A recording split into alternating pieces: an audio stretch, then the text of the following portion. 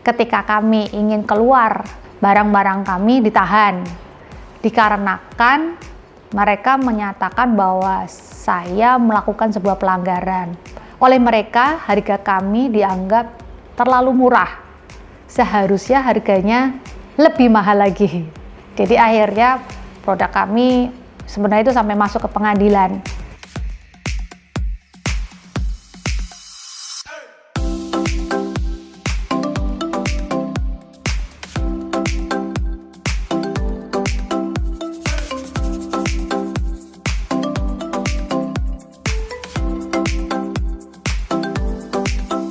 Perkenalkan, nama saya adalah Syana Swinanto.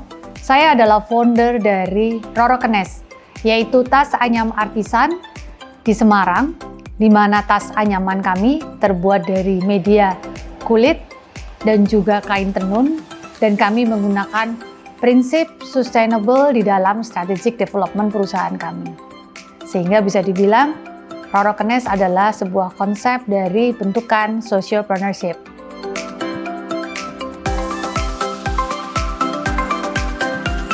Jadi arti Rorokenes itu sebenarnya adalah memang benar dari bahasa Jawa, karena memang saya sukunya dari Jawa ya, saya dari Boyolali, Meladri. Arti Rorokenes sendiri itu adalah Roro itu artinya putri. Kenes itu kalau dalam bahasa Inggris itu artinya witty, jadi lincah, cerdas, tanggap, kuat, juga mempunyai kehalusan budi pekerti dan juga kearifan sosial. Rorokenes sudah berdiri selama 8 tahun sekarang. Ini adalah tahun ke-8 kami.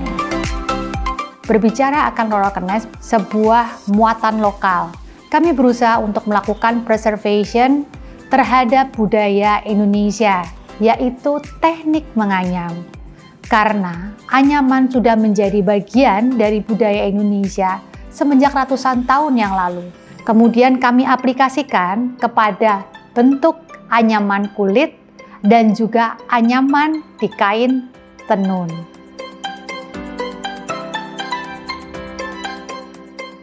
Jadi kalau berbicara akan Rorokenes, akan sebuah konsep sustainable di mana di sini kami berusaha untuk masuk di dalam slow moving fashion dari hulu, baik dari itu pabrik, harus mempunyai konsep IPAL, pengelolaan limbah yang baik dan benar, tersertified oleh negara, dan bahkan di Rorokenes sendiri, limbah yang kami hasilkan kurang dari 5%, dan limbah ini pun kami sumbangkan kepada local crafter agar mereka dapat melakukan upcycling produk.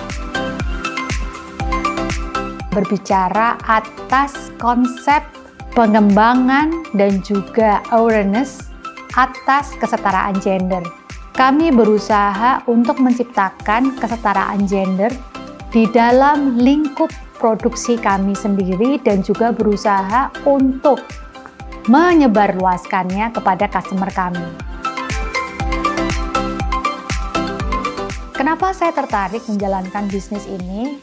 Karena satu, saya itu passionnya ada di tas. Jadi saya suka sekali dengan tas. Ada salah satu merek Itali yang kemudian ketika saya lihat harganya cukup mahal. Di situ kemudian ayah saya menantang saya, beli gampang, bikin susah.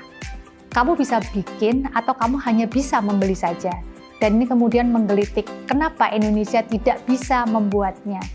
Di situ kemudian saya ingin membuat sebuah produk yang dapat bersaing, menguasai pasar domestik dan juga dapat teruji di pasar internasional. Kita berbicara akan seluk-beluk produksi, itu awal mula kita melihat ada satu lembar kulit, di mana satu lembar kulit ini kemudian kita belah, kita pilah-pilah. Menjadi lebarnya sekitar 0,3 sampai dengan 0,4 mm. Dan kemudian pilahan-pilahan atau bilah-bilah kulit tersebut kami anyam, dan kemudian kami bentuk menjadi sebuah tas. Bahkan kami juga mendevelop beberapa anyaman yang erat sekali dengan sentuhan lokal. Jadi ada anyaman gedek, di mana di situ terinspirasi dari dinding bambu gedek yang ada di pedesaan, karena desa saya adalah dari Boyolali, Mladri. Dan selain itu ada juga Liris Ayu, di mana Liris Ayu ini terinspirasi dari tenggok yang dipakai, tenggok ataupun kita bisa bilang itu adalah sebuah basket ya, keranjang. Kemudian itu kita pindah kepada media kulit. Kita bentuk, kita modifikasi, kita pola sehingga itu bisa menjadi sebuah tas dengan desain yang chic, simple, dan elegan.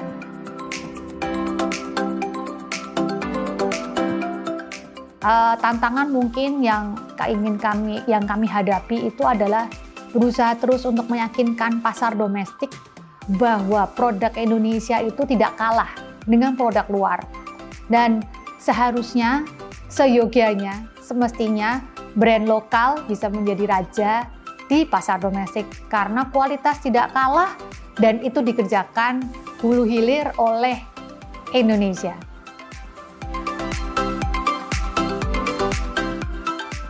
Alhamdulillah produk-produk di Lorokenes sudah terdistribusi di seluruh Indonesia. Jadi pelanggan kami ada di seluruh Indonesia, kami mempunyai store resmi di Sarinah Tamrin, Mall Sarinah Tamrin. Selain itu kami juga mengirimkan produk kami ke Singapura, Malaysia, Hong Kong, dan Taiwan. Kalau untuk off-label atau white label biasanya kami bekerja sama dengan beberapa buyers di Jepang. Pengiriman kami pun juga bahkan sudah sampai ke London ya. Tapi itu partial, jadi artinya B2C, business to customer. Kalau yang B2B itu kebanyakan B2B dan B2C. Paling banyak itu adalah ke Singapura, Malaysia, Hong Kong, dan Taiwan. Jadi begini, ketika kami ingin mengikuti sebuah pameran di Rusia, di Moskow, dan itu sebenarnya saya masuk menjadi salah satu delegasi resmi. Kami mempunyai undangan resmi dan juga surat resmi. Akan tetapi, ketika kami ingin keluar dari custom, barang-barang kami ditahan dikarenakan mereka menyatakan bahwa saya melakukan sebuah pelanggaran. Walaupun seluruh surat-surat dan dokumentasi yang kami bawa itu lengkap. Akhirnya saya ditahan selama 5 jam dan ditanyai oleh sekitar 15 orang. Di mana di sini bottom line mereka menanyakan sebenarnya ini produk siapa? Siapa yang membuat dan apakah harga yang tercantum di dalam packing list itu sesuai? Gak taunya, mereka ingin melakukan sebuah kurasi.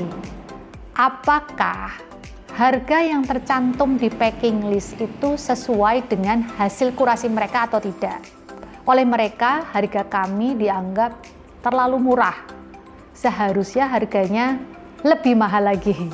Jadi akhirnya produk kami sebenarnya itu sampai masuk ke pengadilan.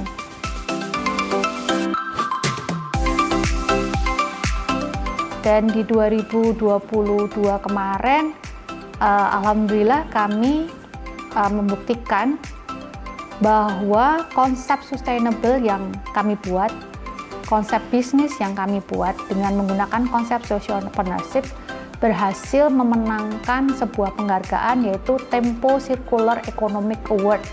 Nah, achievement lain yang mungkin sangat membahagiakan bagi Lorokenes itu adalah ketika kami menjadi salah satu official merchandise untuk acara G20 kemarin.